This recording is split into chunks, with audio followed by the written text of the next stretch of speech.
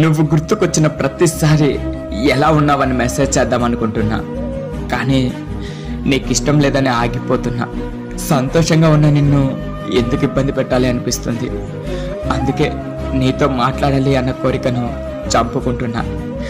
ఒంటరితనం అంటే ఎవ్వరూ లేని చోట ఏకాంతంగా ఉండటం కాదు. మనల్ని ఇష్టపడే వాళ్ళు ఎంతమంది మన చుట్టూ ఉన్నా మనం ప్రాణంగా ప్రేమించే ఆ ఒక్కరు మన పక్కన లేకపోవడమే నిజమైన ఒంటరితనం. నువ్వు నన్ను తిట్టినా, కొట్టినా, బాధ పెట్టినా, ఏం చేసినా నాకు పర్వాలేదు, కానీ నన్ను మాత్రం వదిలేయకు. నువ్వు నాతో ఉంటే ఎలాంటి బాధనైనా నేను తట్టుకోగలను. ఎందుకంటే నువ్వే నా ధైర్యం. నాకు ఒక ప్రామిస్ చేస్తావా? మన మధ్య ఎన్ని గొడవలు వచ్చినా, ఎన్ని మిస్అండర్స్టాండ్స్ వచ్చినా వాటినన్నిటిని మర్చిపోయి జీవితాంతం నాతోనే ఉంటానని. హాయ్ ఫ్రెండ్స్, నేను మీ సురేష్ బజ్జా. ఫ్రెండ్స్, ఈ వీడియో చూసినందుకు చాలా థ్యాంక్స్.